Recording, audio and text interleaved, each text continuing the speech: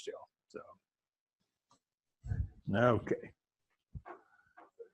I had a slide in here I took out, but we were talking at lunch and about how the Holstein is the fat test of Holstein is going up. I had a slide here from the milk marketing. I can't remember which federal order it was. I think it was Wisconsin's.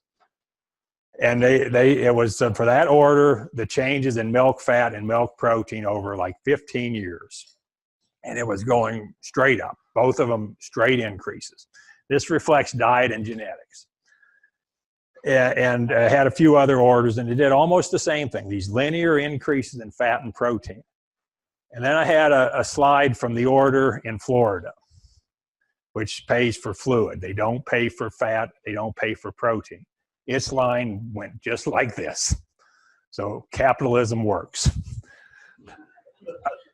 Consumers want components. Fluid milk, we know where that market's going. This is from USDA. Fluid milk is dropped 2 pounds a year in the US per capita. Cheese consumption increases 0.5 pound per year. Remember, 10 pounds of milk equals 1 pound of cheese. So total milk consumption in this country is increasing. It's just not fluid. But so if we're going to feed a component market, we have to produce milk with high components. Then this was published early this year in a newsletter I get. And there is some bright spots here in the dairy market. One is fat. Worldwide butter sales up 3%. U.S. butter sales 7%. That's the most. We're consuming more butter now than we did for the last 50 years. There's increased demand for this high-fat butter, which I didn't know there was one, but European butter has 82% fat. American butter is 80%.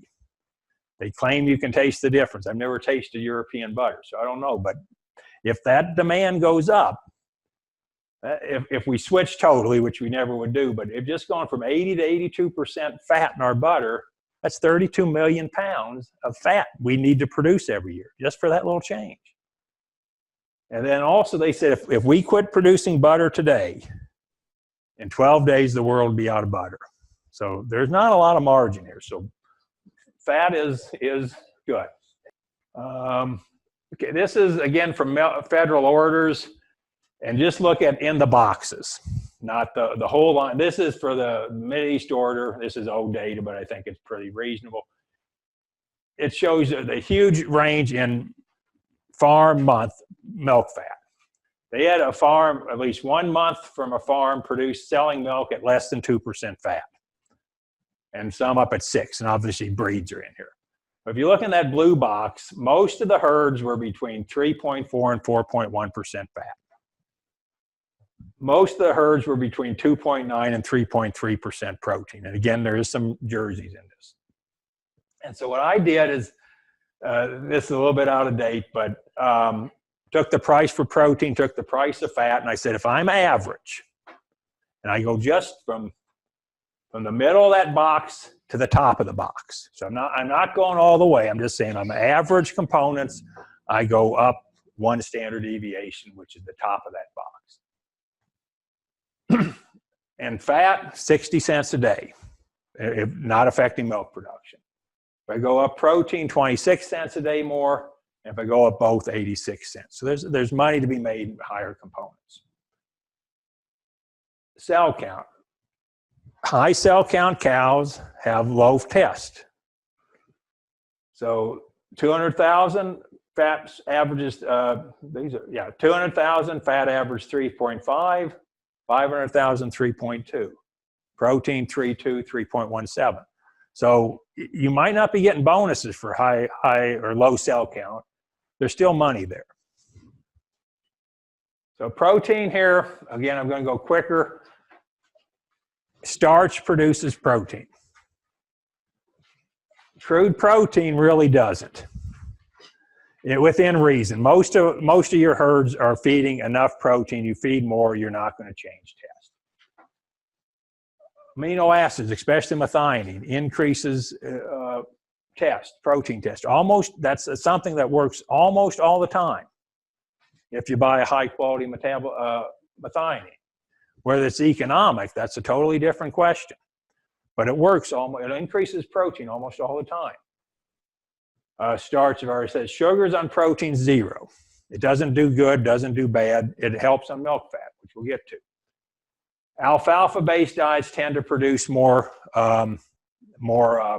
protein than corn silage-based diets. And this probably has nothing to do with the forage. It probably has more to do with some minerals and some intakes. Fat almost always reduces protein test, almost always. It increases or maintains protein yield, but it almost always reduces test. This is called rumen digestible starch. Just think of it as starch. Increased starch in the diet, milk protein increases. Just again, almost linear. And if I think I have a slide a little later, even up to 30-35% starch, which are really, really high, protein keeps going up. So we want, when protein was so expensive a couple years ago, fat wasn't worth much, protein was, we said feed starch because of this.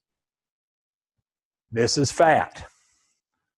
Fat on protein test, again, almost always reduces protein test. And this is whether it's tallow, megalac, cottonseed, beans. It almost always reduces test. It usually increases milk production. So on a component yield, protein is usually equal or increases. But it does reduce test. Methionine. The average, if you look at the blue bar there, feeding about 15 grams of rumen protected methionine, high quality, increases test about 1/10 of a point. And again, that's pretty standard. It increases protein yield about 0.06 pounds per day. Milk yield, almost nothing. If you do the math, right now, this is about break even. You'll get increased protein, but the cost of getting it almost covers it. So think hard about this right now, because protein just isn't worth enough. And so what I did here is say, I'm going to put all this together. Let's say I have a low starch diet, 20 up to 30. I'm going to feed methionine, and I'm going to increase protein from 13, and no one in the world feeds 13, but I'm going to increase it up to 17. In those cases, I could increase protein test by 0.4 units. That's about the maximum response of diet, 0.4 units. Now, it's almost impossible to get more than that. Genetics. But I went and said, well, people aren't going to do that. So I said, what happens if I go from 25 starch to 30? I feed methionine, and I go from 16% protein, which is averaged, up to 17. Then I only get 16.16, which again, in the real world, that's probably what you can do with diet. 1/10 of a point, maybe 2/10. That's about it. And right now, that would pay, well, earlier in the year with those prices, doing that pays about 1/4. That's gross. Take out the 15-20 cents from methionine, doesn't leave a whole lot. So feeding for milk protein right now, I'd feed the moderate starch, but feeding for increase, if you've got a reasonable test, I doubt you can do much profitably to increase that. Fat. Starch is negative, which unfortunately, you got to pick your poison. Fiber is positive, forage is positive. Alfalfa produces more fat than corn silage. That's largely a mineral effect, not a starch effect, people think. High moisture corn, negative. Sugars, positive, if you take out starch. Fat is usually negative or neutral or positive. It almost always increases fat yield. And monensin is usually negative. Okay. So I tried to put all this together here. This is confusing. But if you look at this line right here, the line closest to you, That's a high alfalfa diet. 75% of the forage is alfalfa, 25% is corn silage. And you can see that's almost flat, feeding more starch, going from low of 20 up to 30, had almost no effect on fat. If you look at the very back, this line way back here, that's a high corn silage diet. 75% corn silage, 25% alfalfa. You see a huge negative effect to starch. Going from up from at 20% pretty high and a linear decrease. So high corn silage diets, if you don't reduce starch, which you probably don't want to do, you have to make some modifications, and it's minerals. Okay. And this just shows you same fat, high starch, low milk fat, high protein. So you have to pick where you want to be. Fat's worth more than protein, so you ought to be tending toward a little less starch. Not too low, but less than what we fed before. Does anybody know how much starch they're feeding? The average in Ohio is probably 25, 26. That's about where you should be. That's about as high as you should be. And you know, back again when protein was really expensive, we were saying 30, 32. And now 25 in that range is a good number. This is the alfalfa effect. It's potassium and sodium. That's why alfalfa increases milk fat, not because of the starch in corn silage. You probably all heard of DCAD for dry cows. Negative is good. For lactating cows, positive is good. And the more positive, the better. Economically, you can't go to as high as it should be, but higher is better. And this just shows as you increase DCAD, you get a linear increase in fat percent, fat yield. And again, it's sodium and potassium. Alfalfa and grass, I keep saying alfalfa, grass fits here too, has a lot of K. And it doesn't have a lot of chloride and it doesn't have a lot of sulfur. So that K is a buffer and it raises pH. So on DCAD, economically, maybe 300. For a lot of alfalfa diets, you're going to be there. You don't need a thing. For a lot of corn silage diets, you're going to be down around 150. So you need to think about feeding sodium and potassium.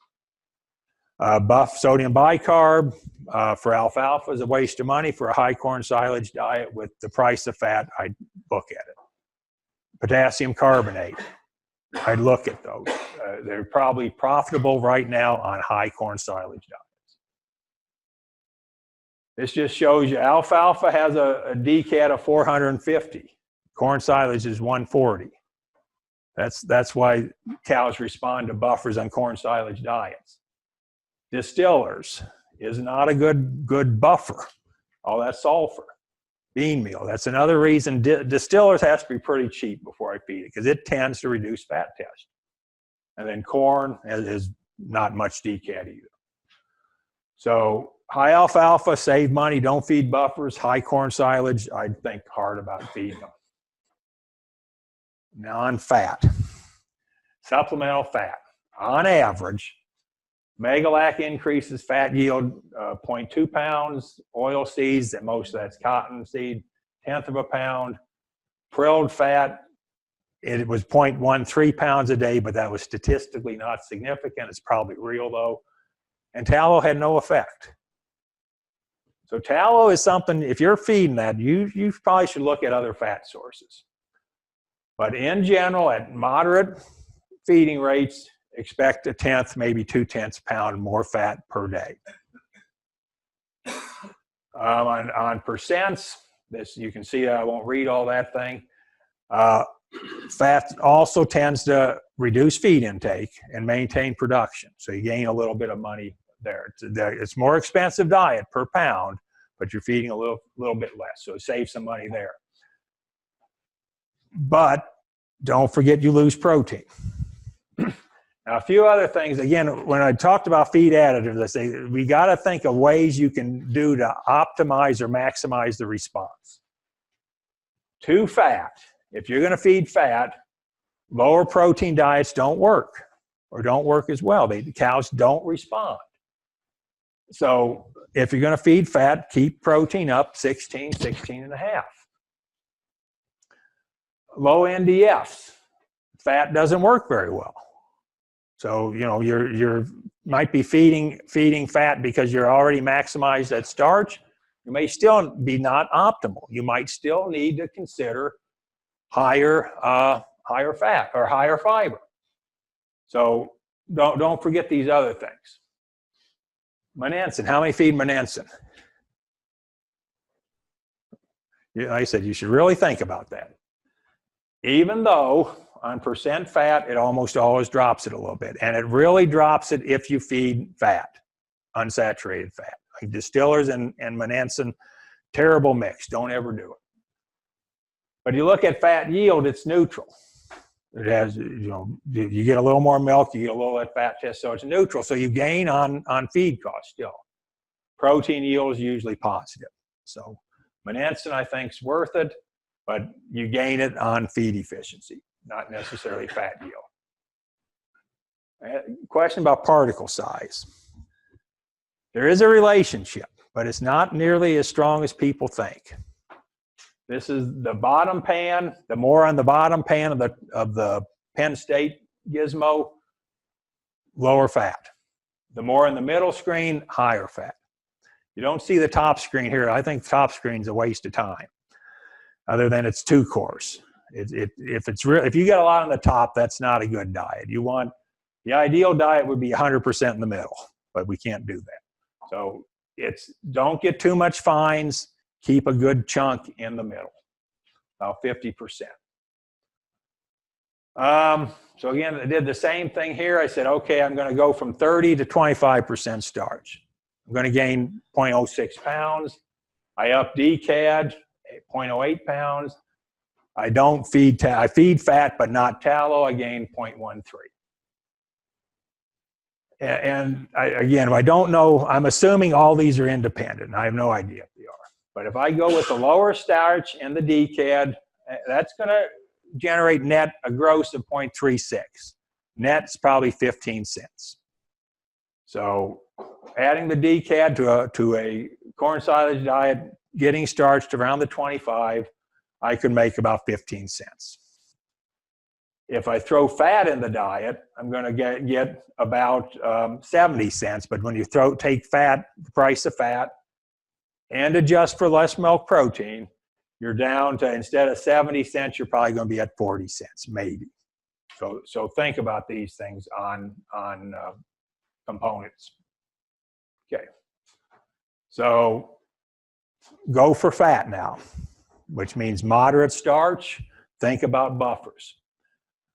K and sodium. Fat supplements. Remember, tallow is cheap, but it doesn't do what a lot of these other supplements do. Adequate protein. RP methionine works. And if milk price was a lot higher, I'd just say feed it. It's almost, you don't lose money, you're not going to make money. Cell count's important, and don't forget genetics. Okay, questions on that?